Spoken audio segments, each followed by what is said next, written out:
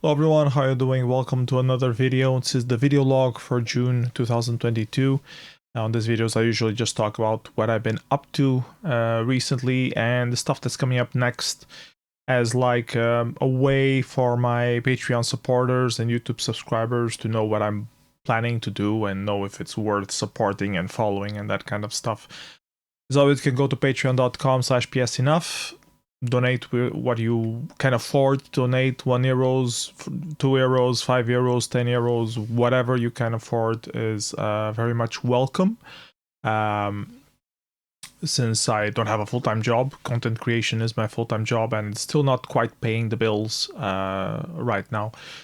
I'm doing some other stuff besides content creation for YouTube mostly, but let's go one step at a time. So things that I've been doing lately, I did a bunch of different videos for YouTube, mostly about Demoscene. Those had some pretty decent acceptance. I think they were pretty well received. I wish I had some more editing effort on them.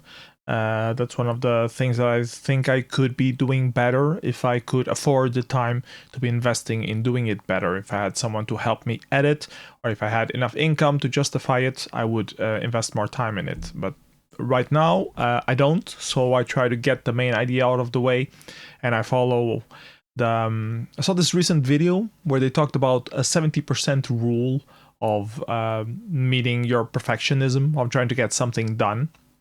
And it's a fluctuating number, it can be whatever you want. The point of the video was you can try to be perfectionist and take a very long time, or you can try to just, do 70% of a good job, and you take a lot less time to do it, and you do a lot more things, and you get more experience as you do those things, and as you do a lot of things with 70% effort or 50% effort or whatever effort you want to really invest in it, you will either see one specific project that deserves that extra little bit percentage of effort, or you will become so good at what you're doing that your 70% is already better than most average of other people who are doing stuff. I'm not sure if I totally agree. I know there are a lot of things that I wish I could have done better that I would be more proud of.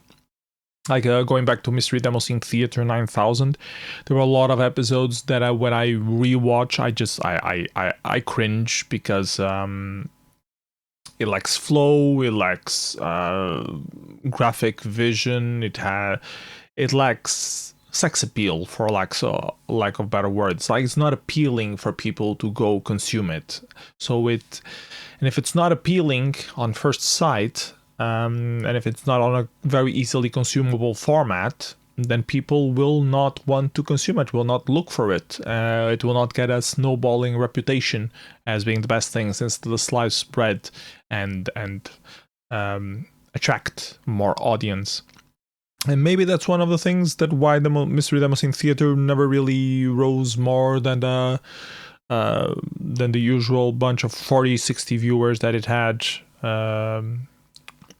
Well, it depended on the episode, of course, but usually live we always had around 40-60, if I'm not mistaken. And then there are some people who watched it offline, but those views was always very little. So anyways, now I'm not doing live streams, I'm doing recordings. I hope you've been finding it interesting. I will keep doing more related to the Demoscene, not just the monthly report, but also some other videos as the ideas come to me. The other stuff that I've been doing, I also recorded recently a book reviews video, and I think I'm going to stop doing those. For one, because I haven't been reading that much.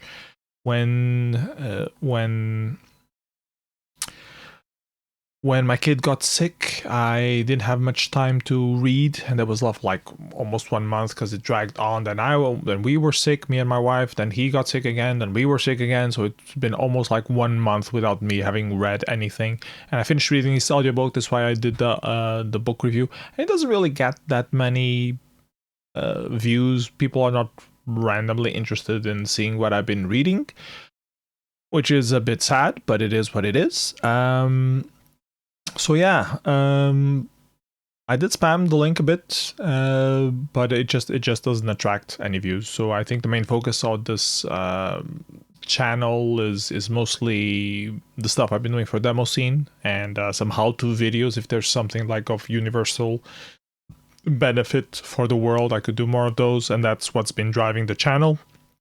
So that's what I should be focusing on, supposedly. Of course, I still, if I see a really good book or it's like a novelty or something like that, I'll still do a book review out of it, because why not? I could just record a video about it. But overall, I'm gonna cut back on those, same way that I've been cutting back on doing movie review videos, even though I've been watching a lot of movies and TV series and stuff like that. Or streaming series, actually, because it's not on TV, it's on streaming services. Anyways, other stuff that I've been doing recently, I've been doing a lot of work for Enough Records, a synthwave compilation that's coming up. I did 3 mixes, trying to put all the track lists together for all the track submissions, trying to master stuff that needed to be mastered or flowing better together. Spent a lot of evenings on that. Got the artwork from Harvest as well. Everything seems pretty much approved. I'm waiting for final confirmation on some artists, but it should be up. It will be released on the 27th of June on the free for download platforms, and then it will also be out on through root node for all the commercial platforms as well: Spotify, iTunes, Radio, Deezer, Pandora. I don't remember the names, but there are like 27 of them or something. And that will be on the next month in July. Also coming up in July is the netlabel day. I just realized it's 14th of July, so I need to prepare something for that. I'm not quite sure what. Maybe a special version of the Enough Records radio show. Maybe picking tracks released on netlabel day, or going through the favorites. My personal favorite of the early days of netlabel, that's an idea.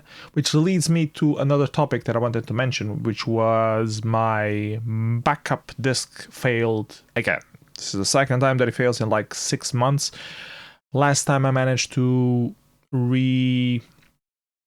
it's not recompile, it's not reconfigure, it's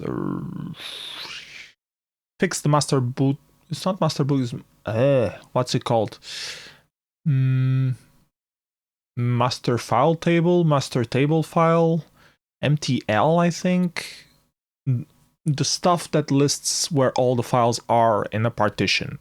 Last time I managed to somehow save it, and I only lost a lot of Enough Records older catalog, which is fine because I just re-downloaded everything from scene.org. This time it not only affected that, but it also affected my personal audio backups and my collection of MP3s, which is mostly intact in older backups. But I lost a lot of the netaudio stuff that I've been accumulating on a separate directory on that disk, which was like I went to the different net labels, and the stuff that I remember being really good, I downloaded it and put it there. My idea was that eventually at some point I would use that disk to like do DJs or mixes, and I would have the content there ready to use. And now it's gone. Because why, you might ask? Because I've been connecting it stupidly to the USB hub, and the USB hub gets overloaded because my USBs on this computer are shit. And if I put a lot of stuff on the USB hub, even though it's externally powered, it will lose connection. I think it's a matter of being overloaded in terms of the number of connections that the hub supports, because it happens with different devices, regardless of how much power they need. And this causes the USB to blank out for a few seconds, and of course that is not very good for hard drives, especially if they're like copying stuff to the file table thing. Could that be master file table? Maybe it's that. And so the master file table gets corrupted. Why do disks have only a single? Why do partitions have a single master table thing? Why don't they have a backup of the thing? Shouldn't this be like basic? Well, I don't know. It feels to me that the Mac disks, so Mac formatted like disks, are a bit more reliable than disks on Windows. This one was formatted as NTFS. And it just fucked up. It fucked up everything. I tried to recover, but it was a mess. The names were all wrong, and I didn't want to bother, so I just ended up deleting it. formatting it, took the opportunity to check my older backups of older discs and copy some stuff from there or to there. But yeah, this new disc, I guess I'll use it as the disc for the Nintendo Wii, which was needing a disc more than the USB drive. I don't know, maybe for that. I haven't touched the Wii anymore anyway since I fixed it. So I don't know.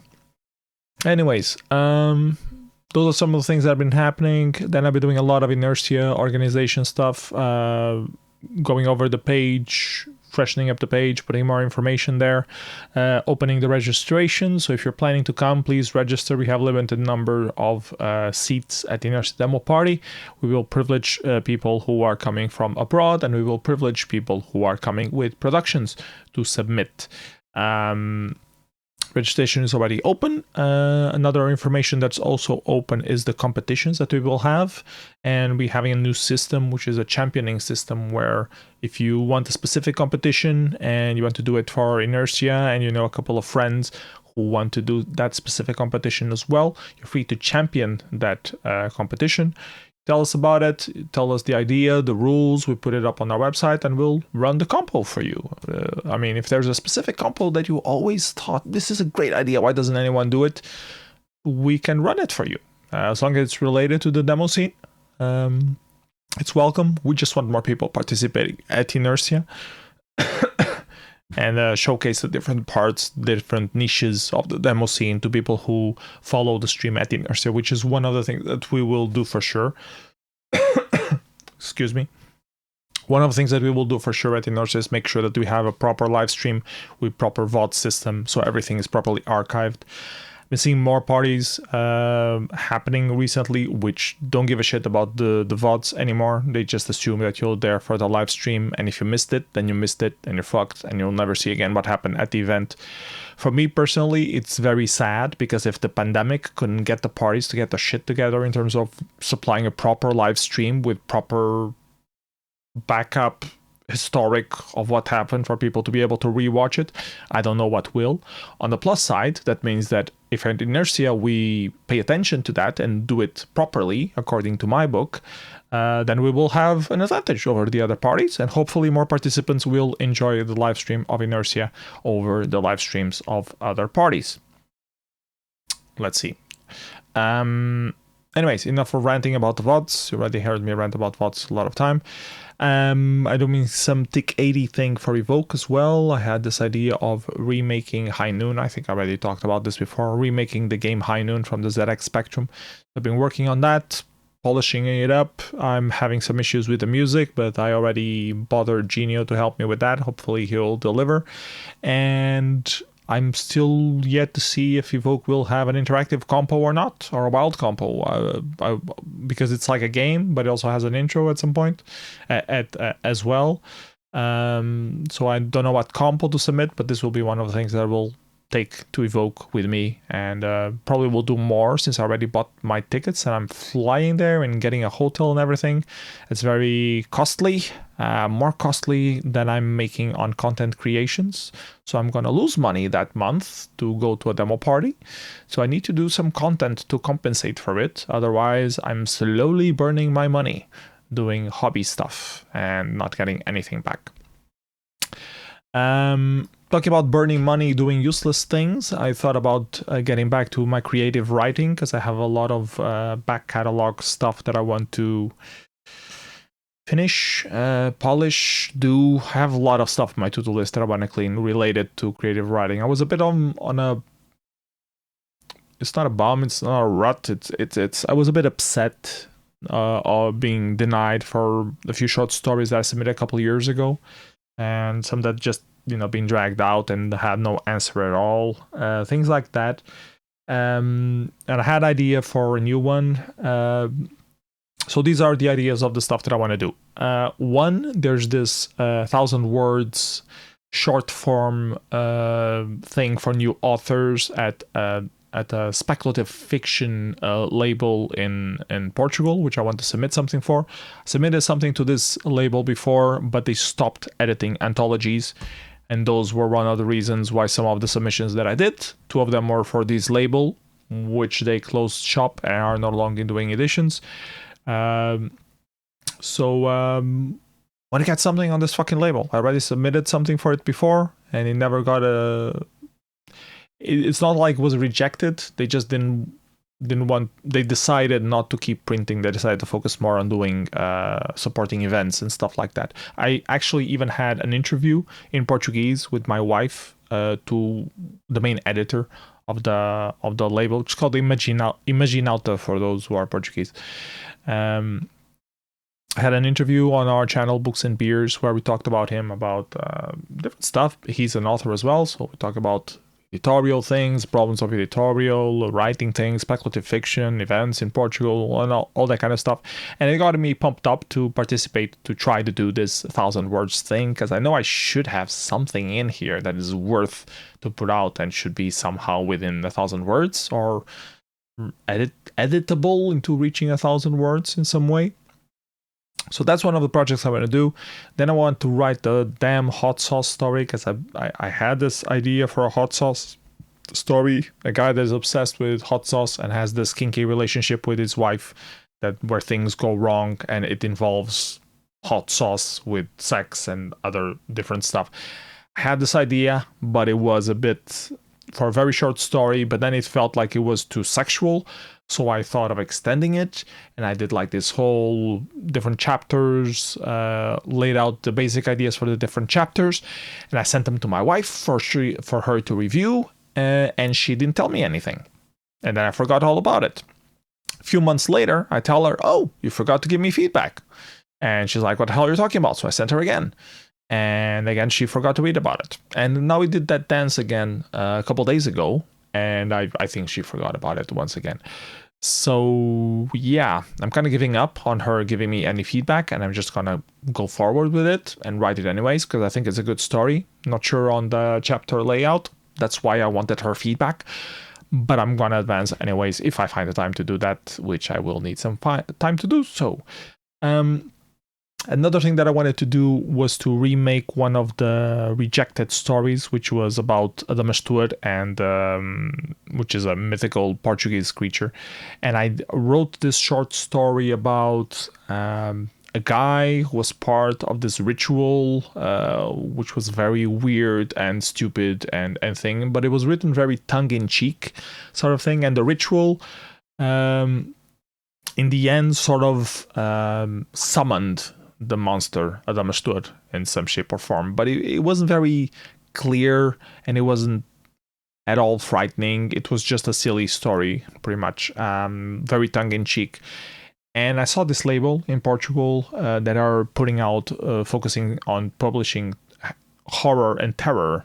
I don't have anything that is specifically horror and terror, so I thought maybe I can rewrite the story, which I don't really like the tongue-in-cheekiness in it so much. I don't think it really sold as well as I want, because there's like no bottom line thing. The bottom line thing would be that they somehow inadvertently summon this big monster, but there's like no catastrophe happening that is explicit on the story to make it more prominent that something very bad happened. Because if I did that right in the beginning, and then this was all a flashback, it would be very stupid to have a tongue-in-cheek flashback. So it's not fitting. It's not working out very well. And maybe that's one of the reasons it was rejected. I don't even remember where I submitted it to. It was for one of the anthologies that was cancelled, or if it was for something else. But anyways, I want to rewrite it and do it in a Lovecraft horror sort of format.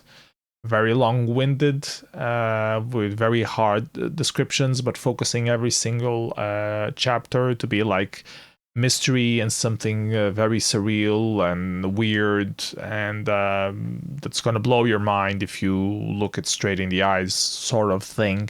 So I want to keep the same storyline, but rewrite it in a horror terror format and see if that works out better. And then at the end, I can just say that they unearthed horrors beyond imagination or something like that, and it won't matter if it's an explicit thing that has been summoned. It can just be like the word in the wind that the world has just entered a catastrophe because of this very stupid thing that these guys did. Yeah, and then another item that I have relating to creative writing was to revise and translate one of the other refused texts that I have for publishing at Enough Records. I have a couple other ones that I tried to write for Solar Punk Anthology. And I wrote two different ones, one about a library or the efforts trying to do to the library, or was like a special makerspace sort of thing. It was like for a village in the middle of nowhere, but like a high-tech village. It was like the project to revamp a library to be like a space where you could get all the village together and make like a society changing movement out of that space. With open source and with exchanging formats, having like what you call it, circular thing, having a lot of conservation of energy, being very renewable energies aware, and what's it called? Cycling economy, I think it's the right word for it. Where you don't have as much waste, but you reuse the things that you are creating. You create this environment, this route of reusing stuff. And I had a lot of ideas on that text on how things can be reused on the fictitious authority. They were being reused like that for different things. And it was bringing dynamics to the village, to this fictitious village, and it was bringing in tourism as well, bringing in investment and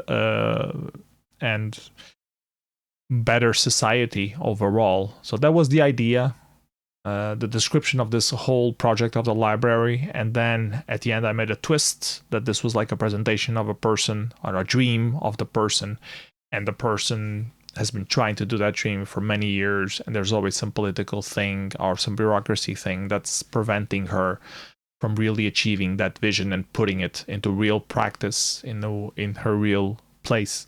That people are just calling her a lunatic and crazy person and wasting time and doing nothing with her life. While she has this project, this big project that she wants to put in place to make everybody's lives better. So that was the counterpoint I was trying to do, make it a bit dramatic in the end, recognizing that even great ideas that can improve society can still not be approved in the direct period, and that it takes a very long time and very persistence to possibly maybe do something that might be very close to what you originally intended. You always need money or approval or power or influence. You need something to put those things into place. So yeah, I submitted that for a compilation of things for this library that was calling for stories, and they just told me that wasn't good enough. 12 other stories were picked, and mine was not good enough. So yeah, that was depressing. And I thought it was pretty well written, actually. I actually liked that one. It could have been better polished. Yeah, sure. That's why I want to rewrite it. And I want to translate it to English. And I want to push it out at Enough Records, because fuck other people. If they don't get it, at least I want to put it out anyways. So other people can get it, and not just random editor of a random competition that might or might not get it. I don't like the whole concept of being barred from being publicly available by a random person in random place. I like it when I submit stuff to get feedback, but these kind of competitions don't give you any feedback. They just say, not good enough. That doesn't help me in the slightest to become a better writer. And that's what's a bit sad about the whole thing, and that's why I got a bit demotivated with doing more creative writing stuff. But yeah, I'm hoping to find some little time, still in 2022, to get these things done. At least 2 of these already, I think, would be a good thing. And if I'm on a roll, I can try to get all 4 of these. These are my 4 goals for creative writing in 2022. But I have other stuff to take care of in 2022. Inércia being one of the biggest. I'm I'm main organizer because Genio did not want to be, so I'm the one in charge, so I need to make sure that everything is on rails, so I'm the one investing more time in it, even though Genio is doing a lot of work for the Inércia organization, setting that up as well. But for the party, I'm the one that's been pushing stuff so far, and things are already looking up. Most of the things are already pretty much determined, but we can always take it to the next level, and I want to make sure that we do. We reached the 70% that we were talking about. I don't want to do 100%, because 100% with 15 Demosceners in Portugal is kind of stupid to be focusing on that. But if you get 70%, and I think it's going to be good enough. And the problem is not even just doing stuff for 15 Demosceners. The problem is most of them won't even show up, and we're like 2-3 people organizing the thing, so we're like killing days of our lives organizing stuff for very few people to show up. And it's still fun organizing Demoparty. I still enjoy it, and I'm happy I'm only a piece of the thing and not fully the only person pushing it like I was in 2020. No disrespect to Alien, who also helped me in 2020, but I was pretty much the person pushing the whole thing. And this time I can ask other people we have a Discord, there are more people there. Harvest has been helping a lot with the design, Genio been helping with random stuff, Evil also helps, Jai is doing the prizes, the statuettes for giving prizes, because we're going to have some on this year. So yeah, it's a bit less all on me. I'm just the main person making sure that things are done on time. So yeah, what other stuff did I want to talk about? I think that's pretty much it. Yeah, all the other things that I want to do. So I want to focus on Inércia, make sure that Inércia is a good Inércia, but it's only in November, so there's still quite a few months to go. And in between, I want to do some stuff for Evoke, to have some releases for Evoke, and the usual enough record stuff. I did a lot of focus for this compilation in particular. I think I'm going to lay back a little bit from there. I wanted to do a compilation with Disco Records as well. We talked about that before, doing it on the second half of 2022. Maybe that will advance. I don't know. I'm not sure at this point in time, but we'll see how that works out. And yeah, so I want to find a little time in there to get back to creative writing and do write some stories, and hopefully put some in English as well, not just Portuguese, because I like writing in English. I'm actually quite decent at writing in English, but all the submissions that I've been seeing, all the calls for work have been in Portuguese, so I've been focusing on writing in Portuguese, which is kind of stupid because they've all been rejected. So why the hell am I writing in Portuguese if the Portuguese labels aren't taking it? So yeah. Anyways, 28 minutes. I think I've talked long enough. Is there anything you're curious about? Any kind of video would like me to make about any how-to thing? I think the how-to videos are the ones that got me more monetization out of YouTube channel. So if there is any good idea for a how-to video that you would like me to do, I've been trying a few, but they haven't picked up the same way that fixing a keyboard on Mac did. So I don't know, but I guess it depends a lot on timing, if it snowballs or not. So I don't know. Also videos about the Demoscene, of course. I have still a few ideas, but if you find any relevant topic. Oh yeah, I also had something else that I wanted to talk about. The other day I was with Insomnia, and been thinking more on this idea of having a museum, and I know it's a very big concept. It's like a parallel to the idea, to the writer's idea that I had from the lady trying to do this library of hold too many things at the same time, and having a hard time finding interest and access to do that kind of a big project. I have a similar big project that I've been brewing in my head. It's called the Museum of Demoscene, Netaudio, and it's not really a museum, it's more of a hackerspace sort of place.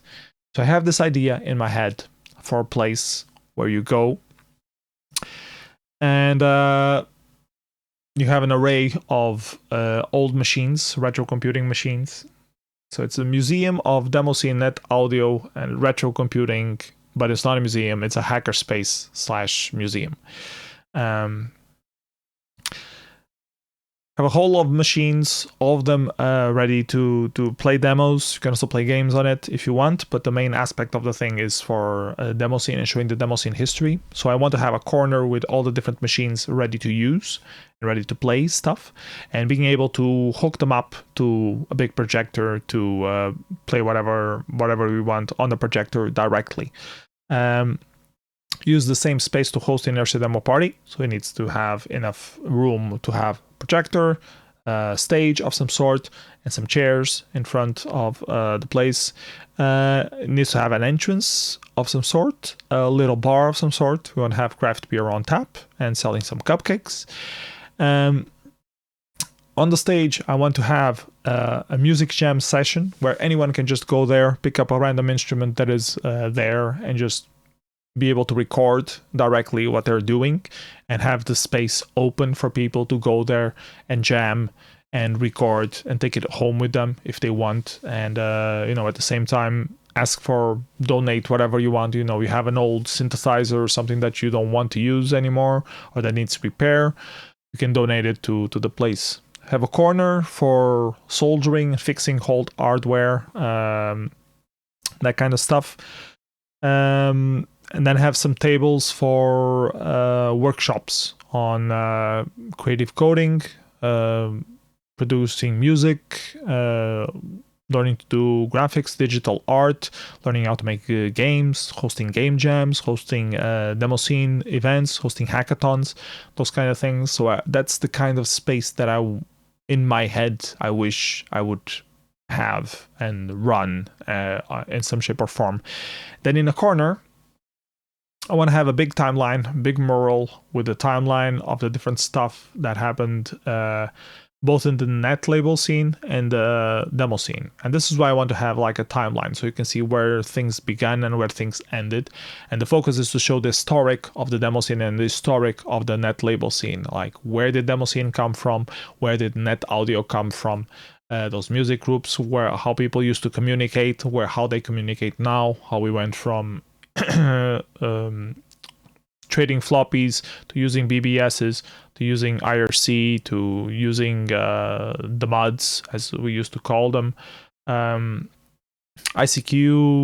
MSN, and eventually how we ended up on Discord, Facebook as well, Twitter, how the different ways of communication evolved throughout that. That's not the main highlight. The main highlight is the story of netlabel and the story of the Demoscene. I want to have a section with old t-shirts, showing the old t-shirts from the different parties. I want to be able to have like an application or an iPad, or it can be on the wall. It can be an application that's on the stores and you can just download. Type in some IDs and you see references to that, like you have the ID of a party, you type that ID, it gives you the main information about that. You can even point you to the Demozoo page in this case, but if you want to see what the party was like, you can have like a mosaic of different photos taken from Schlangpong, for example, something like that, that can be pre-prepared to show you, to guide you through the different Demoscene aspects and how it evolved throughout the years. So I want to have that corner. I imagine it being like a tunnel. So you start in the beginning and explain all the beginnings of the Demoscene. Then you move on and start having the trackers, why trackers are important, the tracker scene related to the Demoscene, the BBS days, and then as you go deeper through the tunnel, you go through all the Atari, Amiga stuff that became so important, the Spectrum as well, and evolving all the way to MS-DOS, Windows, 3D acceleration stuff that we have, leading all the way to 2020 years, and have this illustrated somehow in a way that can explain the different parts of the Demoscene and the different importance of the Demoscene, having some landmarks, but also explaining how it was related to the rest of the industry. and also host talks and stuff like that related to the Demoscene, like seminars, even if they are remotely, having a dedicated YouTube channel with content about the Demoscene and about netaudio. So that's my crazy idea, which I've been thinking. And the easiest way to do that is to use the association of inertia that is being created now. Gino is pushing for that. And then since it's created here in my hometown, or the headquarters is actually my home, I can go to the local city hall and they will tell me to fuck off and not pick up and set up dates for places and then not pay attention. I already know this drill, but I will try it anyways, and maybe I'll be pleasantly surprised. I highly doubt it, but let's give it a try anyways. And I want to try to find a place that I can get, hopefully for free, when I can try to set these things up. I mean, if it's just a little bit of these things, it will be good enough. There's already a makerspace here in Almada, which I know the owner of, and I sometimes go there and talk with him. And he has difficulty just keeping the makerspace open. So if it's like a whole museum of different things, it's even worse for a single person to keep it open. Just pay the bills, you know. I need a place without rent, and even then it would have a lot of costs in terms of electricity and stuff like that. You're pretty much trying to set up a makerspace or a hackerspace.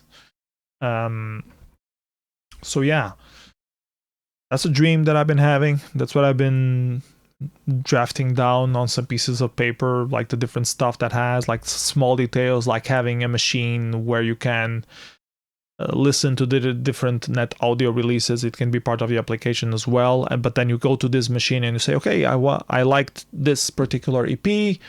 I want to copy this to my USB drive, or send a link to me by mail, or print a CD, because there used to be an idea of having this machine where you would select a thing and you would take it home with you.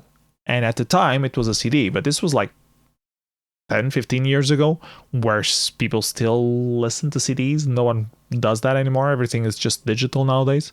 So nowadays it makes more sense that you put like a pen drive and you take it home, or like an SD card, and it copies you the files to the SD card, or just sends you the link by email or AirDrop, you know, those kind of new technologies, because we wanted to make it accessible. That's the point, is being accessible.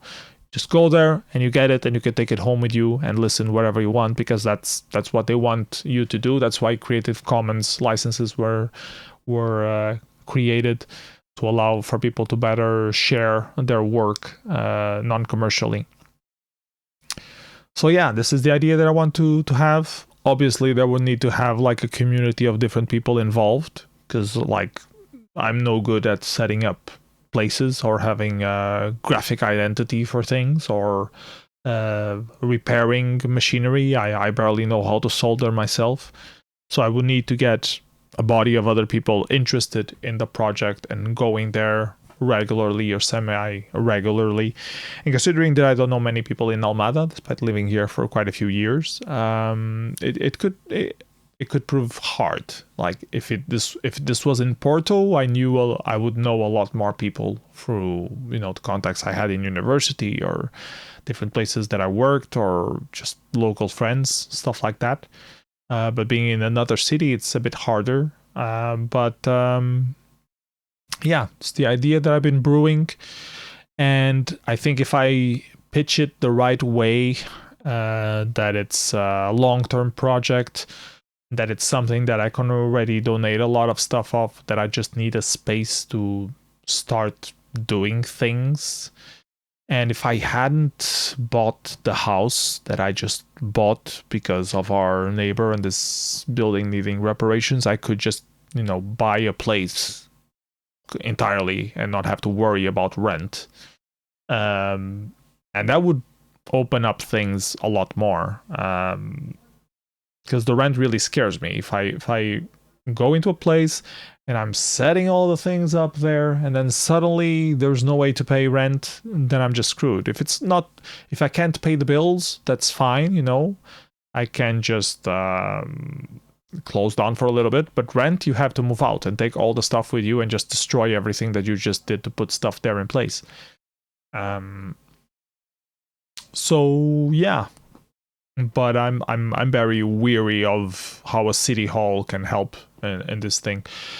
The big point that we have, though, is that we are trying to promote Creative Commons, which is something that maybe we can get some support from Creative Commons into helping pitch, or we might be able to find some financing through there. There's always some sort of programs open in Europe to promote a bit more Creative Commons stuff. So if I could channel my contacts and pay more attention to those things, I could probably get like some sort of funding from that to help build the project up. And the other point is that Demoscene is become recognized in a few countries as UNESCO World Heritage, or is trying to be recognized as World Heritage, but now it's just local heritage. But we are trying to do that in Portugal as well with the Inércia Foundation that we are creating. So having a museum dedicated to preserve, and it will be the only museum in the world that exists about the Demoscene at this point in time. Being a Demoscene, specifically trying to preserve digital heritage, digital culture that is recognized by UNESCO, I think that would be a selling point on any application for funds to help create a new, cultural preservation thing of some sort. I need to talk with a few people, try to figure that out. But yeah, that's what I've been thinking of and scratching my head and considering, and that might be the project that I will focus on in 2023. We'll see if money allows, and if there is any good opportunity to do some of that kind of stuff. I think that would be something that would definitely get me out of bed every day. That would be something that I would enjoy working on and keep working on to make sure that it becomes the best it could possibly be. And at the same time, reuse all the knowledge and information that I've been accumulating, both on the netaudio scene and the Demoscene. The videos that I've been doing, explaining how things are, the contacts, the social network that I've created throughout the years, it could be something that I could put to use and, better document these things that have been a hobby for well over 20 years for me, and that need a little bit better preservation, or could use some of that, and a physical place where people can, could eventually come, hang out, either if they're local or from outside, and learn a bit more about what is the Demoscene, what is netaudio, and how it connects to local society, how we can help improve local society by helping out to repair stuff, old computers and new computers and all kind of stuff, and giving workshops for people to be more creative or use the creativity and things like that. So yeah, that's my dream project right now that I've been brewing up for a little while. Let me know what you think about it. Is this something you would come to visit? So yeah, that's it for this video. It turned out a very long video. Sorry about that. 43 minutes of me ranting. Thank you for surviving until the end. Hope you enjoyed it. See you next time. Bye bye, everyone. Take care.